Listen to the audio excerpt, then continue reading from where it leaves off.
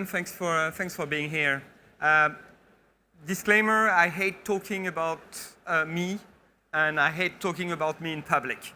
But I'll give it a try. That's the promise I made to the organizer. So when I was 15, my dad lost his job. He was working like hell and so on, but he got a phone call while he was on a trip in the US, and he got fired. So back then, it was really a shame, especially in France, where I grew up in the 80s. So that's where I made the decision that I wanted not to have a boss ever, and that I wanted to be financially independent before I was 30. So that's where I made the decision to become an entrepreneur. So my very first attempt, I started my first company. I was 16. It was in the education space. I signed my first contract fairly fast, but when my parents discovered it, they stopped me even faster. So maybe my first lesson is like, my parents were probably right. It was way too early. So then I started a second time to start a company. So this second company, I started while I was a computer engineering university student. That could have been a big one, because back then, so the late, the 90s, it was a ERP style type of company. So we could have been after an SAP. But with my co-founder, we refused that we would partner. He wouldn't agree to be 50-50. So he was a bit older than me, but we had to break up nicely. So maybe second lesson, which can be of interest to some of you, is that when you have co-founders, it's important to be crystal clear with them as early as possible. So don't delay the shareholder matters, the governance matter too much in your entrepreneurship journey. So once I graduated, this time I listened to my dad, and I went to find a proper job. I came back with an offer from Philips, actually their SIM card division.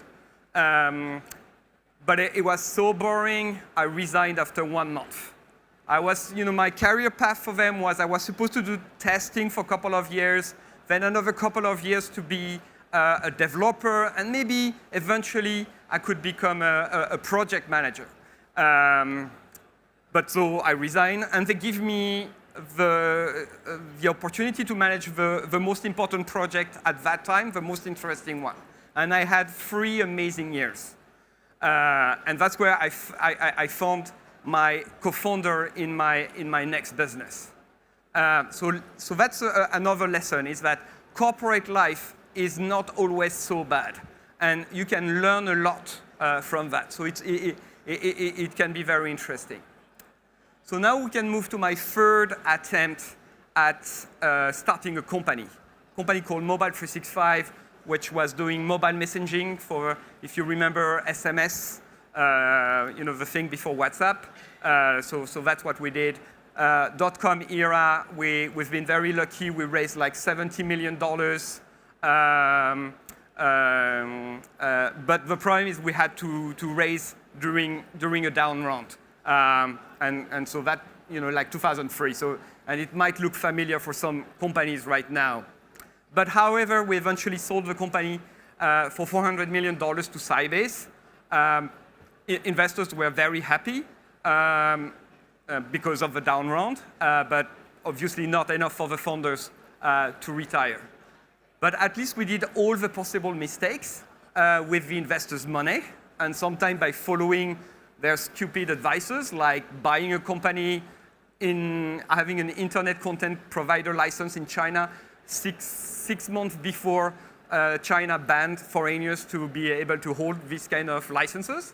So that's the other lesson, is that you don't always need to do an MBA. Sometimes you can have your own MBA and being paid by investors to do that.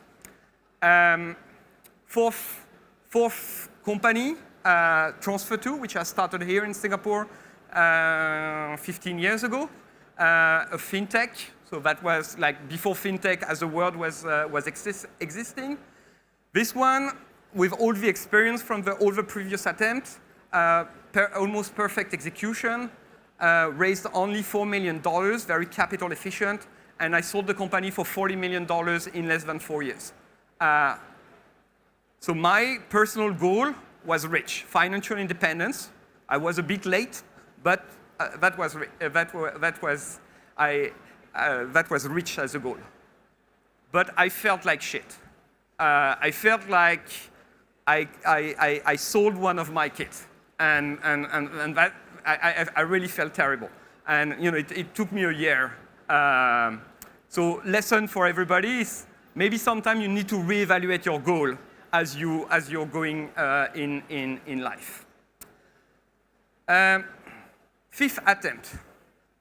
I bought back that company together with a high net worth / family office. And this company is now what's becoming Tunes. They have a booth over there. It's an amazing cross-border payment company.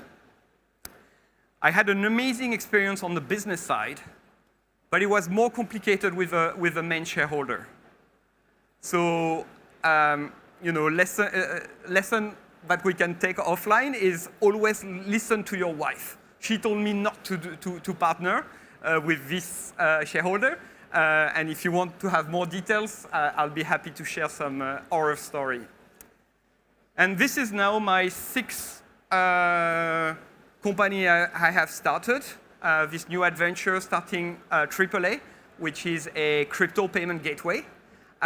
So, my final lesson is like, even if you're 50, it's never too late to start a company. Thank you so much.